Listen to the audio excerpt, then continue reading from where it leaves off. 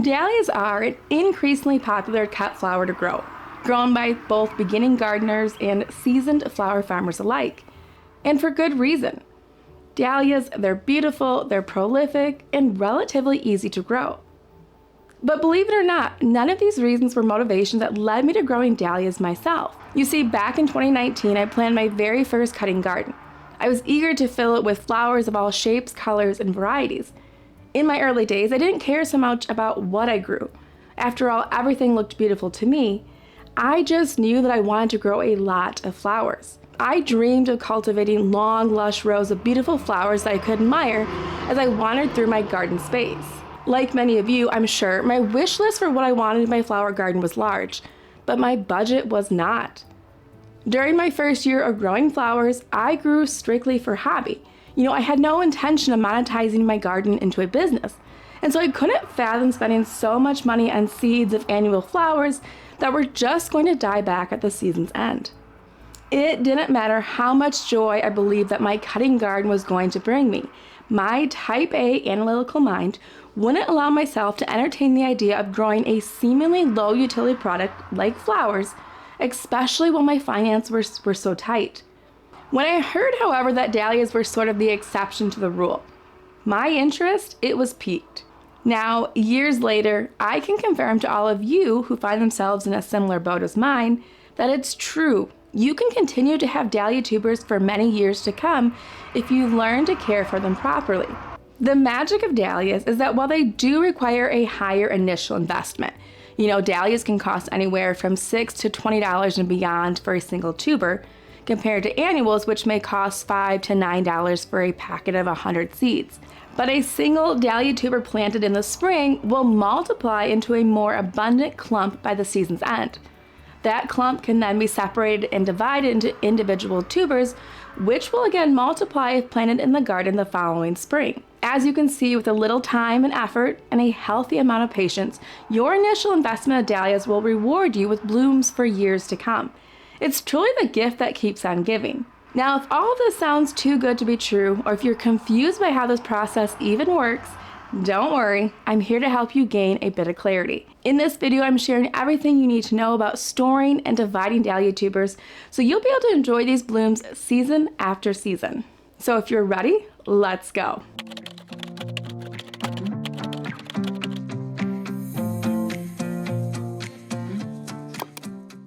The process for saving dahlia tubers so that you can grow them in your garden year after year varies largely depending on who you talk to. There's honestly no one-size-fits-all solution when it comes to dahlia storing and dividing. Now, the good thing about this is that it means that you have more options, and you absolutely can utilize a process that feels more tailor-made for you. The downside, though, is that it may take more trial and error on your part to really find what works best for you. The reality is that factors such as your region's climate, the resources that you have available to you, and even your personal goals for your cutting garden, well, they can all affect how you choose to overwinter your dahlias. So the very first question you should be asking yourself is, do you even have to dig your dahlia tubers every year? Here in West Michigan, where I live, it's simply too cold to keep my tubers in the ground all winter long. And so each fall, after my plants have stopped producing and have been taken out by our first hard frost, I begin the process of lifting my tuber clumps from the ground. Dahlia tubers are thin-skinned and can only handle short bouts of cool temperatures. Generally, it's advised that growers in USDA hardiness zones 7 and below dig their tubers in the fall and store them indoors, safe from prolonged exposure to freezing temperatures.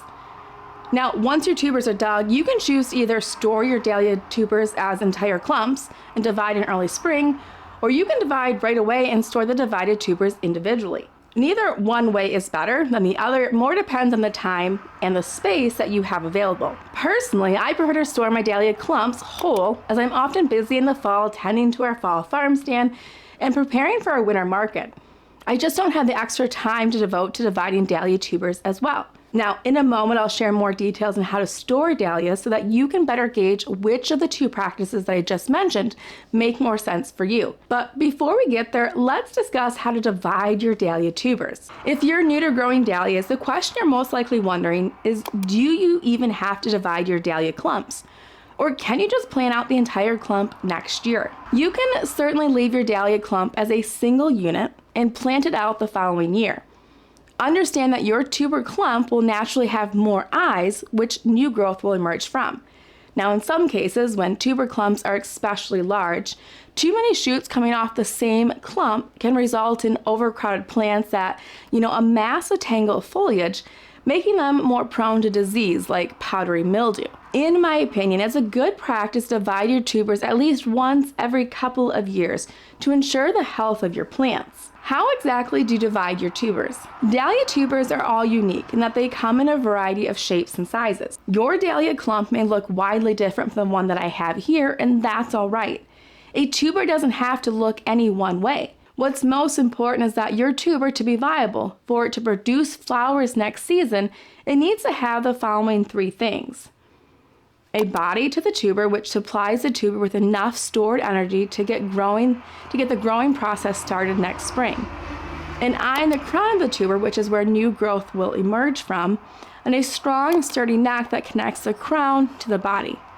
So to take our tuber clump and break it down into individual tubers, the first thing that I like to do is to make my clump easier to work with, which means my first priority is removing any tubers that have broken necks. I know for a fact that these tubers will not be viable next year. You see, since the connection between the crown and the tuber is broken, the tuber is unable to send energy to the crown of the plant and signal new growth to emerge.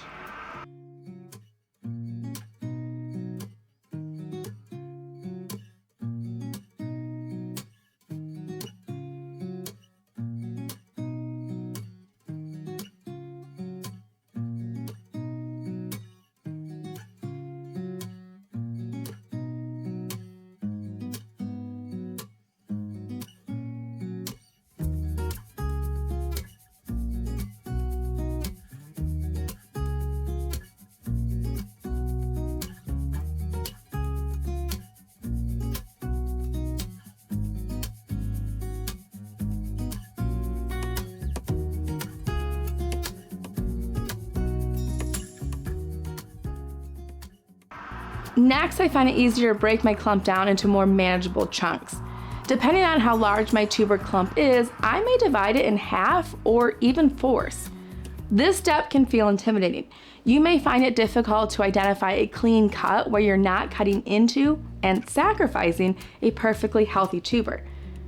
Now, I used to feel especially frustrated because I'd watch tutorials from other flower farmers on YouTube, much like you're doing right now, and I couldn't understand how they made the process so simple and straightforward. Trust me, it's normal to wreck a few tubers in the dividing process.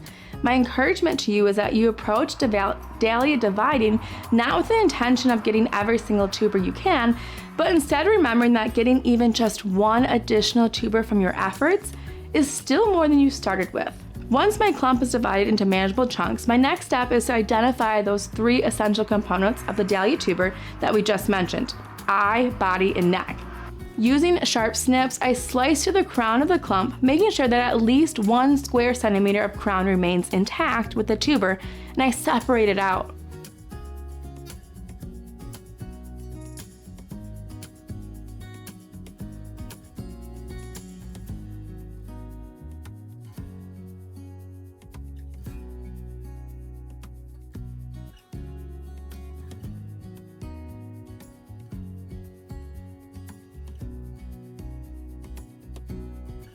Repeat this process until you fully separate each tuber from the clump.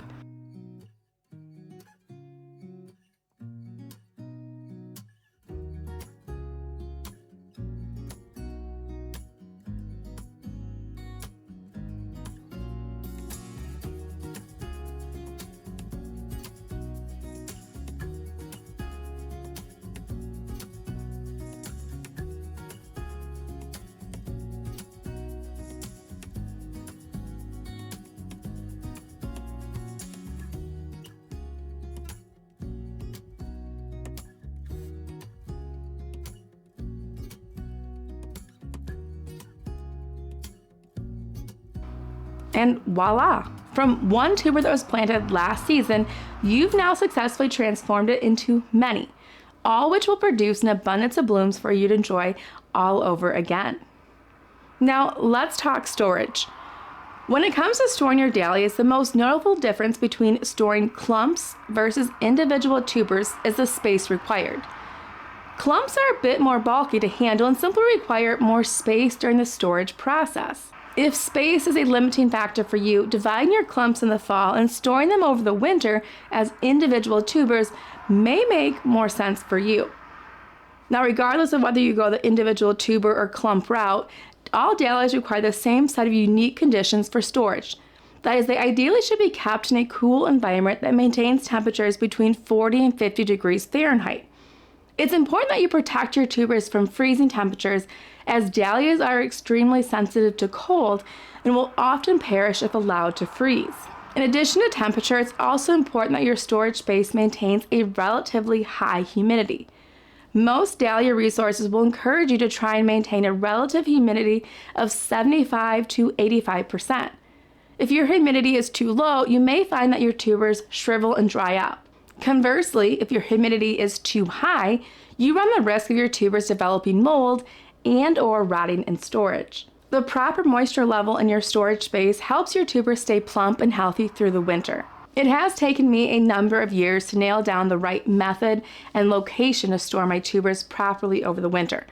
But I found what works best for me is storing my tuber clumps in bulb crates with some dirt left on them, which I then store in my unheated garage. Luckily for me, my garage space naturally maintains an average temperature of 42 degrees, and I do keep a temperature monitor in there to be sure. If I'm dividing my tubers first and then storing, I prefer to use a bit of peat moss to help regulate the moisture of my tubers. What I do is I line my bulb crate with a clear plastic recycling bag. I add a thin layer of peat moss to the bottom and then place a single layer of tubers on top. I'll then add more peat moss to cover those tubers, and I'll repeat this process, creating layers of tubers, much the same way you'd construct a lasagna. Now, if you're storing tubers in smaller quantities and don't need to use large crates, you can mimic this same process by using small, Sterilite containers instead.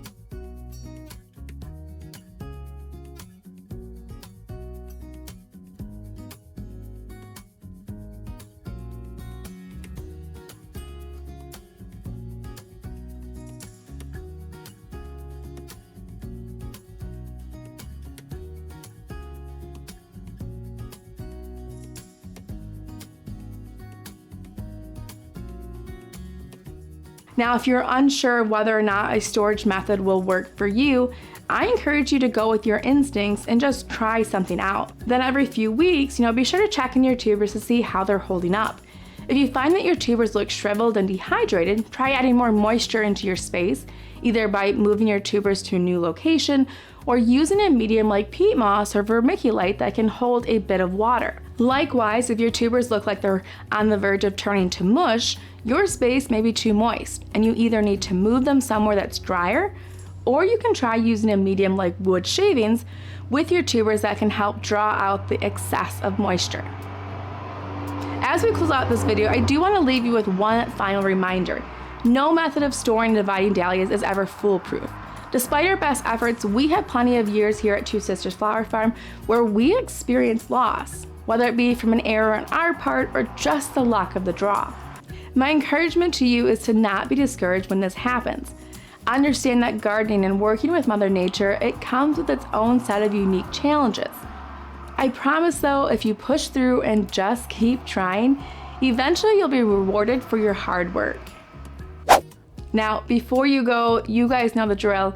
If you found the content in this video helpful and you'd like to see more videos like this, let me know by giving this video a thumbs up. And don't forget to hit that subscribe button as well if you haven't already. Thank you so much for tuning in, and I can't wait to see you in the next video. Bye guys.